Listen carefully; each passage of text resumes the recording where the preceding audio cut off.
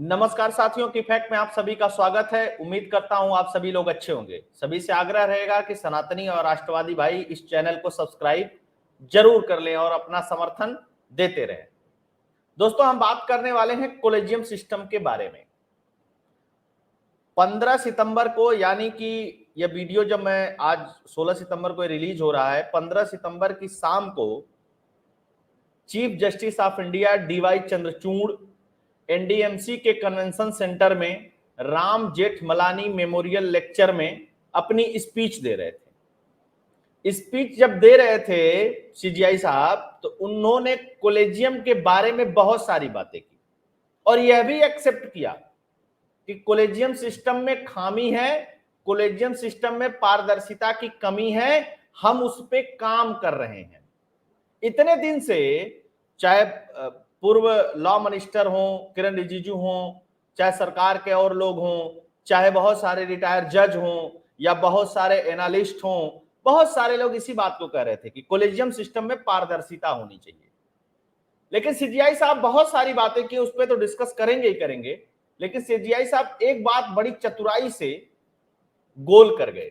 वो बात थी जो कॉलेजियम सिस्टम को लेकर के सबसे बड़ा आरोप है, भाई भतीजावाद का। आप लोगों ने देखा होगा, हाई कोर्ट से लेकर के सुप्रीम कोर्ट तक जजों के अपॉइंटमेंट में आप लोग देखते होंगे, फला जज उनका भतीजा है, फला जज के पिताजी जज रहे हैं, तो किसी के पिताजी चीफ जस्टिस रहे, और खुद सीजीआई डीवाई चंद्रचूड़ के पिता भी इस देश के सीजीआई रहे। ऐसे बहुत सारे सुप्रीम कोर्ट में भी जज हैं, हाई कोर्ट में भी जज हैं। इसके अलावा बार से भी बहुत सारे लोग आते हैं। तो एक सवाल उठता है कि इस तरीके के अपॉइंटमेंट क्यों परिवार के लोग ही आए उस अपॉइंटमेंट में?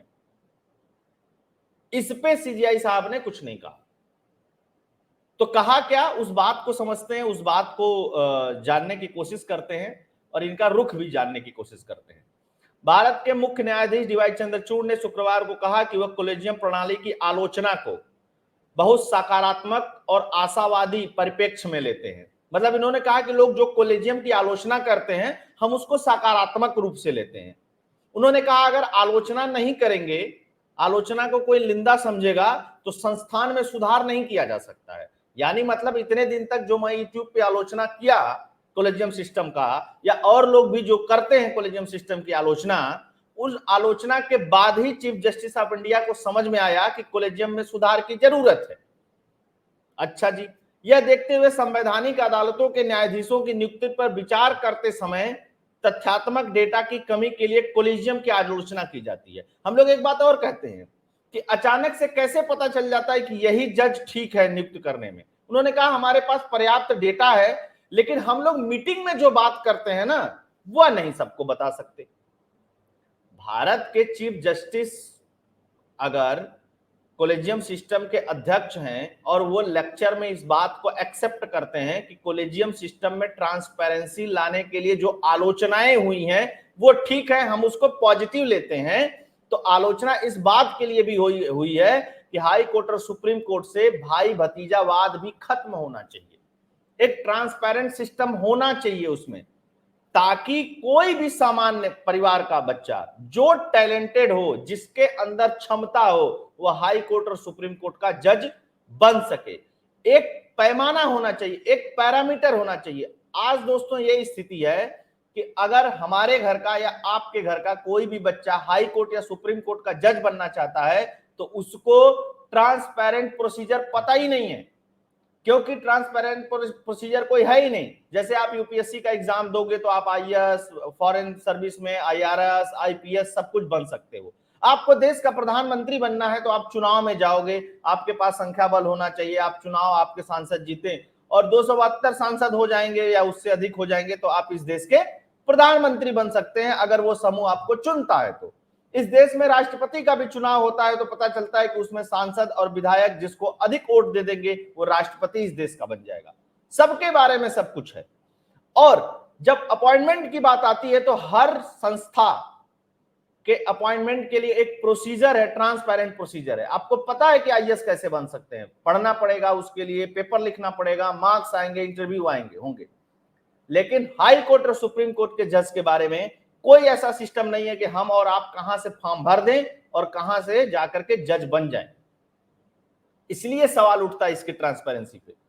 जबकि लोअर जुडिशरी जो है वो एग्जाम दे करके आती है, जो डिस्ट्रिक्ट लेवल की जुडिशरी है वो सारा एग्जाम दे करके आती है, पीसीएस वगैरह के एग्जाम होते हैं, उसके थ्रू वो चुने जाते हैं।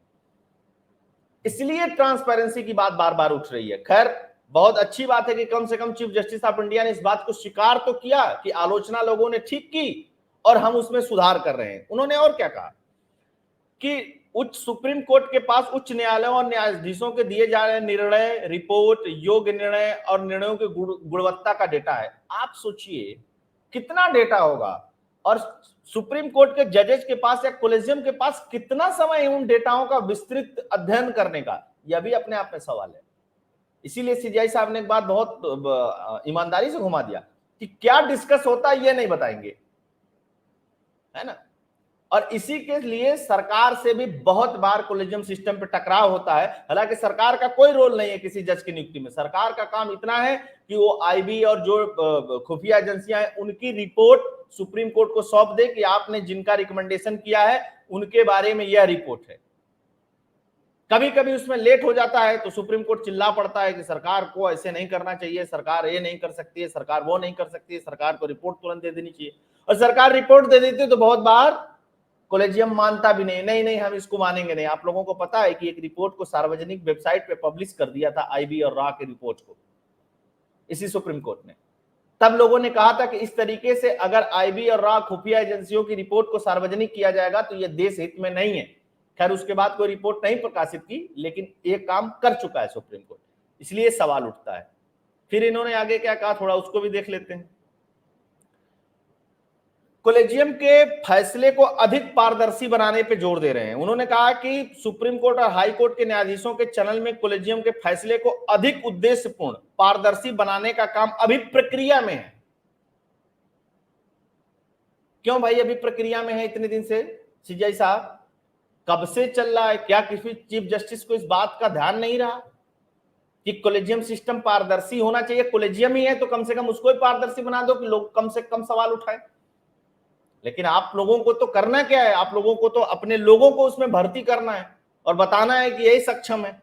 और ये तो डेटा है ना, वो ऐसा थोड़ी ना मैं गणित कहानी बता रहा हूं। बहुत सारे लोगों को लगता है कि नहीं, आलोचना कर रहे हैं, वो बड़े काबिल लोग हैं। इस देश में हर व्यक्ति काबिल है, इस बात को हमेशा समझिए। डेमोक्रेसी है और डेमोक्रेसी में हर व्यक्ति काबिल है, और संस्थाओं को पारदर्शी होना ही होगा। आप पारदर्शिता से नहीं हट सकते हैं। पारदर्शी नहीं होंगे तो सवाल उठेंगे ही उठेंगे, चाहे आप सुप्रीम कोर्ट हो और चाहे आप कोई भी हो, कोई भी संस्था हो। इस बात को ध्यान रखना चाहिए, क्योंकि अल्टीमेटली सभी लोग संविधान से ही बंधे हुए हैं, संविधान के बाहर कोई नहीं बंधे हुए हैं। लेकिन कोलेजियम सिस्टम का तो हमारे संविधान में जिक्र ही नहीं है, वो तो अलग से पास एक ऑर्डर है सुप्रीम कोर्ट का। खैर, उन्होंने कहा कि अभी प्रक्रिया में है, इसमें सुधार हो रहा है। सीजीआई चंद्रचूड़ ने कहा कि चयन के उद्देश्यों के लिए वस्तुनिष्ठ मापदंड निर्धारित किए जा रहे हैं। चयन के दौरान कोलेजियम के द्वारा की गई चर्चा को स्पष्ट रूप से सार्वजनिक नहीं किया जा सकता, लेकिन सरकार जो लेजिस्लेटिव है, जो एग्जीक्यूटिव है, अगर वह कोई रिपोर्ट देगी तो सुप्रीम कोर्ट उसको तुरंत सार्वजनिक कर देगा। सीजीआई साहब, ये दोहरे मापदंड नहीं चलेंगे। लेकिन अब यहां सवाल एक सबसे बड़ा ये उठता है, इसको इंग्लिश में भी दिखा देते हैं कि CGI said that he was aware the one of the major criticism of the collegium system is that there no factual data evaluate judges being considered as a appointment of higher judiciary. I look at criticism with the optimistic perspective. It help improve the system for the better. चलिए, कम से कम आपको इतना तो समझ में आया। अच्छा, यह तो चल ही रहा था भाई साहब, ये अंग्रेजी वाला है, आप लोग पढ़ लीजिएगा एक बार। इन्होंने कहा कि हम एक centre of research and planning बनाए हैं जिसमें हम 50 जजों का डेटा जुटाएंगे।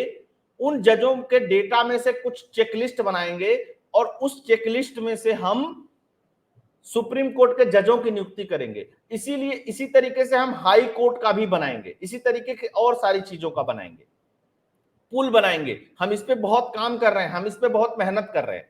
बहुत अच्छी बात है, आप इसमें मेहनत कर रहे हैं, आप इस पे काम कर रहे हैं। लेकिन मोदी सरकार 2014 में अपॉइंट हुई, 2015 में उन्होंने एनजेएसी नाम का एक बिल लेकर के आई, संसद के दोनों सदनों में पूर्ण बहुमत के साथ वो पास हुआ, इवन किसी ने विरोध ही नहीं किया, सिर्फ राम जेठमलानी साहब ने उसका विरोध किया था। लिंक समझिएगा, राज्यसभा के सांसद थे उस समय राम जेठमलानी, उन्होंने विरोध किया था, नहीं नहीं नहीं ये नहीं आना चाहिए। 5 जजों की बेंच बैठी और प्रधानमंत्री नरेंद्र मोदी की सरकार के उस फैसले को, जो संसद के दोनों सदनों से पास कानून था, जजों के अपॉइंटमेंट के लिए एक प्राधिकरण बनाने का, और उसमें कौन कौन लोग होंगे, उसको 5 जज सुप्रीम कोर्ट के बैठते हैं, क्वेश्चन कर देते हैं कि हम इस फैसले को नहीं मानते हैं। और फिर वही रोना कि बेसिक स्ट्रक्चर के खिलाफ है, इसके खिलाफ है, उसके खिलाफ है, ट्रांसपेरेंसी के खिलाफ है, डिपेंडेंसी के खिलाफ है, तो दखल अंदाजी हो जाएगी, तो ऐसे हो जाएगा, तो वैसे हो जाएगा। ये सब सारे कारण थे। लेकिन उसमें एक जज थे चिलमेश्वर साहब, वो फैसले के खिलाफ थे। तो मतलब फैसले के खिलाफ थे, उन्होंने रिटायरमेंट के बाद बोला कि मैं फैसले के खिलाफ था, लेकिन 4 लोग एक तरफ थे, तो मैंने कुछ उसमें बोला नहीं। आप ये बताइए, हम किसको चुनते हैं? हम सरकार को चुनते हैं। और सरकार को किस लिए चुनते हैं? व्यवस्थाओं को चलाने के लिए चुनते हैं। जब फाइनेंशियल पॉलिसी एग्जीक्यूशन सब सरकार के हाथ में है, जिसको हमने चुन करके भेजा, तो अपॉइंटमेंट में भी अगर सरकार का एक आदमी बैठेगा, अगर आपको बेहतर सुझाव दे सकता है, अपोजिशन का आदमी बैठेगा, आरक्षण का भी मुद्दा उठता रहता है कि देश में हर जगह आरक्षण है, तो सुप्रीम कोर्ट में क्यों नियुक्तियां नहीं होती हैं? चलिए न हो आरक्षण, बहुत लोग फेवर में होंगे, बहुत लोग फेवर में नहीं होंगे, न भी हो आरक्षण, तो कम से कम जजों की भागीदारी तो होनी चाहिए उसमें, हर वर्ग के, ताकि हर वर्ग के लोगों को लगे तो कि हमारे वर्ग का भी बेटा जो है या बेटी जो है सक्षम है, तो वह सुप्रीम कोर्ट और हाई कोर्ट पहुंच सकती है। कोई एक मापदंड, कोई एक रेशियो तो होना चाहिए, लेकिन वह भी अभी तक सुप्रीम कोर्ट निर्धारित नहीं कर चुका है, ना हाई कोर्टों के लिए, ना खुद अपनी कोर्ट के लिए। इसलिए सवाल उठता है। और जो हम लोग सवाल उठा रहे थे इतने दिन से, इस बात को कह रहे थे, इस बात को चीफ जस्टिस ऑफ इंडिया ने एक्सेप्ट किया है, तभी कहा है कि हम ट्रांसपेरेंसी इसमें ला रहे हैं। अच्छा, अब देखा जाएगा कब तक ट्रांसपेरेंसी इसमें आएगी। लेकिन पूरे दुनिया में भारत जैसा सुप्रीम कोर्ट के जजों का अपॉइंटमेंट कहीं नहीं होता, ना ऑस्ट्रेलिया में होता है, ना अमेरिका में होता है, ना ब्रिटेन में होता है, कहीं नहीं होता। तो इसका क्या मतलब है कि पूरे दुनिया में सिर्फ भारत में ही ट्रांसपेरेंट न्याय होता है और पूरे दुनिया में कहीं न्याय ही नहीं होता।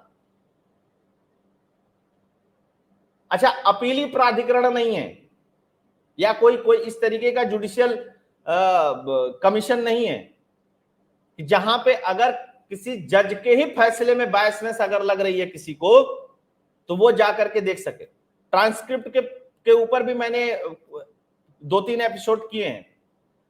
क्या बहस होती है, उसकी ट्रांसक्रिप्ट जो है, वो जो वादी है और जो प्रतिवादी है, दोनों को मिलना चाहिए, ताकि वो जान तो सके कि हमारा वकील जो बहस कर रहा है और उस पर जज जो प्रतिक्रिया दे रहे हैं, फैसले की बात नहीं कर रहा हूं, किस आधार पे फैसला लिखा गया और कैसी बहस हुई, ताकि अगर कोई उसमें गलती हो, कोई उसमें गड़बड़ी हो, कई फैक्चुअल चीजें बोलने में वकील ने गलती कर दी हो या जज ने समझने में गलती कर दी हो, तो उसका रिव्यू हो सके। लेकिन यहाँ ट्रांसक्रिप्ट भी आधी अधूरी मिलती है, कुछ अजीब टाइप सा लिखा हुआ मिलता है। रिकॉर्डिंग क्यों नहीं हो सकती? जब टेक्नोलॉजी इतनी एडवांस है तो क्या प्रॉब्लम है? ये काम ऑस्ट्रेलिया में होता है, ये काम अमेरिका में भी होता है, ये काम बहुत सारे देशों में होता है। वहां से रेफरेंसेस लेकर के तो यहां फैसले दे दिए जाते हैं, लेकिन वहां की जुडिशरी के जो बेस्ट पार्ट है, जो ट्रांसपेरेंसी के पार्ट है, वो यहां पे लागू नहीं होते। इसलिए सवाल है। और ये इसलिए मैं टाइटल में मैंने क्यों दिखा है कि प्रधानमंत्री नरेंद्र मोदी ने जो हाल में फैसला लिया है, इससे सुप्रीम कोर्ट को भी समझ में आ गया है कि दाल बहुत गलने वाली नहीं है। कोलेजियम सिस्टम पे कुछ करना पड़ेगा, लोगों को विश्वास में लेना पड़ेगा कि हम ट्रांसपेरेंसी बना रहे हैं। चाहे दिल्ली का सेवा बिल हो, उस पे आया उलझुल फैसला, पहले दिन ही मैंने लाइव किया था, वीडियो बनाया था, मैंने कहा था कि अरे ये तो मिलावट आपने और फंसा दिया, और वही हुआ। दूसरे दिन केजरीवाल सुप्रीम कोर्ट पहुंच गया, उसके बाद 7 दिन के अंदर सरकार उस पर अध्यादेश लेकर के आई और संसद में कानून बन गया, वो फैसला पलट गया। इसी तरह लेजिस्लेटिव में घुसने की जो कोशिश सुप्रीम कोर्ट ने की, चाहे चुनाव आयोग की नियुक्ति हो, चाहे अन्य बहुत सारी चीजें, उसके फैसले को भी मोदी सरकार ने नहीं माना। आपका काम जुडिशरी का है, आप अपने काम में अपॉइंटमेंट तक में किसी की दखल नहीं चाहते हैं, आप अपने काम में किसी भी तरीके की चीजें नहीं चाहते हैं। आप सुधार में भी अगर सरकार कोई सजेशन दे दे तो आप कहेंगे सरकार कौन होती है बताने वाली, लेकिन आप चाहते हैं कि सरकार के हाथ में जो काम है उसमें आप घुसेंगे। क्यों घुसेंगे भाई? आपका जुडिशियल काम है, आप जुडिशियल काम करिए। अगर कुछ कहना है आपको सरकार को तो बोलिए कि सरकार आप ट्रांसपेरेंट बनाइए इस पे सिस्टम, वो आपकी बात ठीक है, आप सजेस्ट करिए, आप लॉ के अकॉर्डिंग सजेस्ट करिए, आप लिखित में सजेस्ट करिए सरकार को। लेकिन सरकार को आप, सरकार कैसे नियुक्ति करेगी किसी अधिकारी की, या सरकार किस तरीके से व्यवस्था बनाएगी, या संसद किस तरीके से कानून बनाएगी, इसको डायरेक्ट नहीं कर सकता है supreme court. Supreme court selected body है, इलेक्टेड बॉडी नहीं है, और लोकतंत्र में इलेक्टेड बॉडी ही सबसे बड़ी होती है। आज तो बहुत लोगों को मजा आ रहा होगा, अरे वाह वाह वाह, मोदी जी से नफरत होगी तो कह दोगे कि ना अरे बहुत बढ़िया सुप्रीम कोर्ट कर रहा है, बहुत बढ़िया, ऐसे कैसे होना चाहिए, क्यों होना चाहिए, वो क्यों करेंगे, ये क्यों करेंगे। इस देश में राष्ट्रपति भी होता है, उसका भी कुछ दायित्व होता है, उसका भी कुछ काम होता है। और ये जो खेल चल रहा है ना, ये बहुत लंबे समय तक नहीं चलने वाला है। एक समय था कि कोई सुप्रीम कोर्ट हाई कोर्ट के बारे में बोलता नहीं था कि कंटेम्प्ट हो जाएगा, जज साहब बुला लेंगे, लेकिन लोगों ने बोलना शुरू किया, क्योंकि हम लोग एक डेमोक्रेटिक प्रोसेस में रहते हैं, और डेमोक्रेटिक प्रोसेस में जहां गलतियां दिखेंगी वहां बोला जाएगा, इस बात के लिए नहीं डरा जाएगा।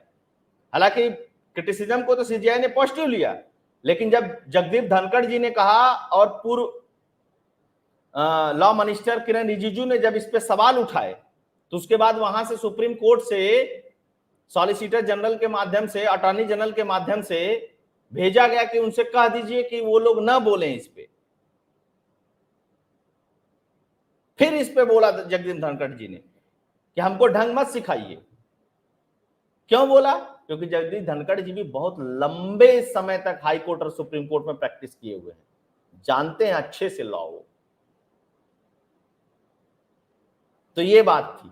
अब कॉलेजियम में कितना ट्रांसपेरेंसी ला पाएंगे सीजीआई साहब, अभी बना रहे हैं प्रोसीजर, वो तो देखने वाली बात होगी। लेकिन एक बात खटकी, सबसे बड़ा आरोप तो सुप्रीम कोर्ट के कॉलेजियम पे भाई भतीजावाद का है।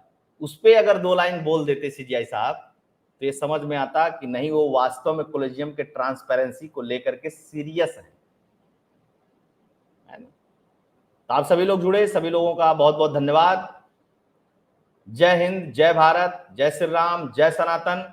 अगर आपको एनालिसिस पसंद आया होगा तो स्क्रीन पे फोन पे पेटीएम का नंबर है, आप इसके थ्रू इस चैनल के लिए कंट्रीब्यूट भी कर सकते हैं। आप लोगों से आग्रह रहेगा कि अधिक से अधिक लोगों तक वीडियो शेयर करिएगा, व्हाट्सएप टेलीग्राम के माध्यम से लोगों से अपील करिएगा कि चैनल को लाइक करें, शेयर करें और सब्सक्राइब करें। चैनल को देखते रहिएगा, सहयोग बनाए रखिएगा। जय हिंद, जय भारत, जय श्री राम, पुनः जय सनातन।